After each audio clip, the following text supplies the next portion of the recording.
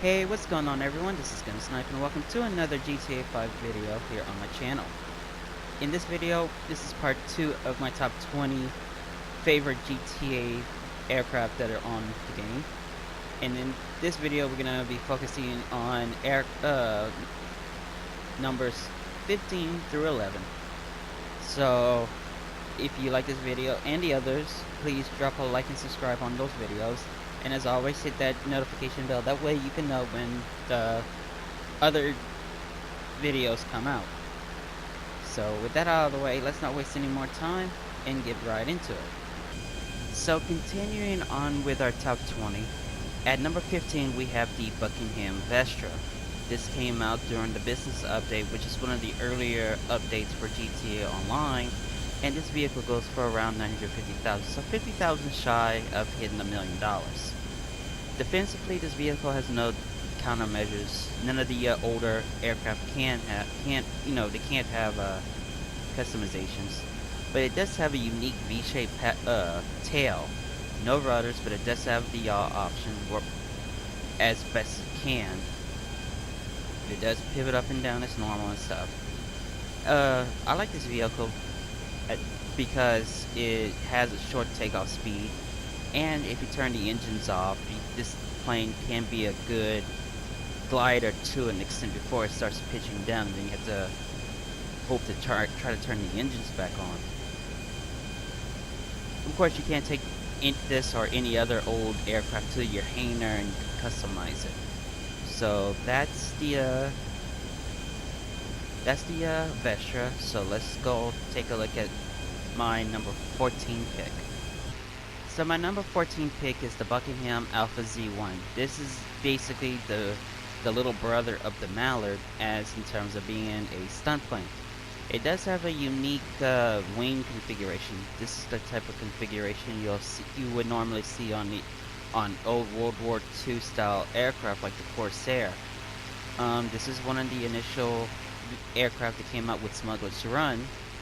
And it does have countermeasures on it, but its speed is more than enough to dodge homing rockets. Even with its armor upgrades, this plane cannot take more than 2 hits with explosive snipers. Like, one hit will make it start smoking and the next one will take it out. It does have really good responsive controls, and it's really fast. It's way faster than the Mallard would be in every regard. I think this is arguably the fastest piston-powered airplane in the game. And of course, here's the view of the cockpit, which is bare basic. You got your altimeter, you got your speedometer, your compass, and your level gauge in the center. The one downside about this plane is that it has an extremely low clearance, meaning that you have to kind of fly at least when you're trying to land. You almost want to put this into a gliding situation. That way, that way when you land, you're not hitting the prop hard on the ground and that's breaking it. So that's the Buckingham Alpha Z1, a neat little plane. So let's go take a look at my number 13 pick. Now for my number 13 pick, we have the Nagasaki Buzzard Attack Chopper. This was initially in the game when it first came out, and it's like a little over 1.2 million. This is pretty much the workhorse helicopter when doing contact missions at a time. This was way before when the Savage or any of the other helicopters came out. But this helicopter in particular, it has a little bit of a nostalgia value for me, because this was also in GTA 4's DLC, The Ballad of Gay Tony. And this helicopter was infamously used in Chopper Wars back on that game, at least when that DLC came out. Now this chopper does have guns, regular style guns. The turrets, not turrets, but the miniguns do spin on it, as you can see. And unlike his GTA 4 counterpart, it only shoots 2 rockets at a time before it needs to recharge. It doesn't have any terms of defenses on it whatsoever.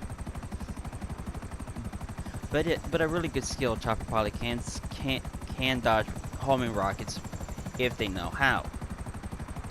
And of course, 2 explosive bullets from a heavy sniper Mark II will take this thing out.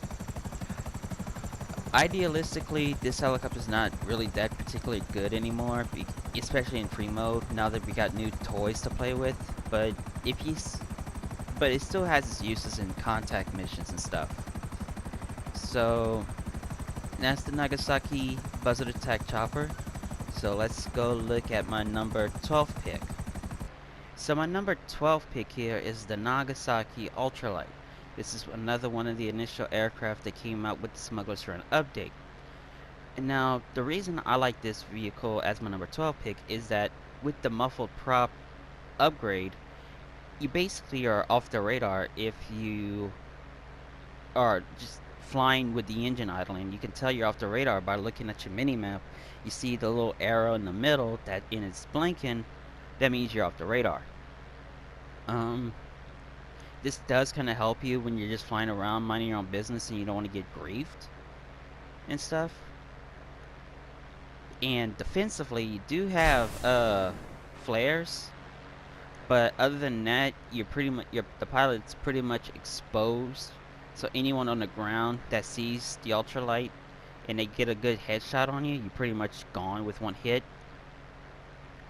But even if you turn the engine off, this thing does become an excellent glider, which basically that's all it is. It's just a glider with a engine on it. One of the downsides, other than the pilot being exposed out in the open with a one-hit kill with a sniper, is that it doesn't have a rudder. Well, technically it does. It's just the front wheel is the rudder, and it takes forever for it to yaw to where you want to go. So you do kind of have to bank the glider either left or right to a bit. That way you can turn it. It also does have a gun on it, like a little gimbal turret. It does, and it shoots regular rounds, but the downside with it is that you have to use the right analog stick to aim it and stuff, which is not too terrible once you know how to use it. I did have a friend who did take a jet out with the gimbal turret in his ultralights, which is kind of funny to say the least. Embarrassed the guy who was in the jet. So that's the oh, one more con about this plane is that just like with the Alpha Z1, you do need to put this into a gliding situation when trying to land. Otherwise, if you're going full throttle and trying to land this plane, the plane will tend to bounce up several times before it lands properly on the ground. So keep that in mind. Well, anyway, that's the Nagasaki Ultralight as my number 12 pick. So let's go look at my 11th pick. So my 11th pick here is the Buckingham Howard NX-25. Now this is basically the grandfather of the Mallard in the Alpha Z1 as in terms of stunt planes. This is a drift-fed vehicle via the tunables for Smuggler's Run, and I like this plane because it just screams nostalgia. I mean, the cockpit, look at this. This is like 1940s era cockpit design. And this plane is really responsive. Well, again, it is a then again, it is a stunt plane or a race plane. To be honest, this is the type of plane that Howard Hughes used in the 40s to make several air speed records during his era. As you see, the controls are a bit responsive, a little bit too responsive, but nothing to worry about.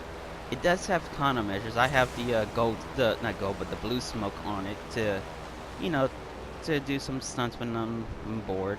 So, but you can't put like flares on it to help you defend yourself from homing rockets. But speed alone will help you dodge the rockets just as easily. And of course, as always, 2 explosive snipers bullets will take this thing down just as easily. Another thing I like about this plane, other than another thing I like about this plane is that it does have a really good landing clearance, so you don't really need to slow down when landing, unlike you do like with the ultralight and the Alpha Z1. Overall, this is a nice plane to have.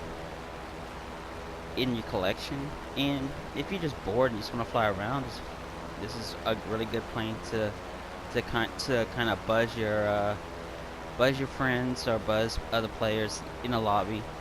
You know, just to kind of mess with them in a friendly way, not in a way like I'm gonna run you over kind of stuff. So that's my number 11 pick, the Howard NX25, and that's it for this video. So again, thank you so much for watching. Please drop a like, subscribe, comment, share, and also hit that notification bell. That way you'll know when I upload more videos kind of like this, or do live streams and such. So again, thank you so much for watching. Take care, and I'll see you all in the next video.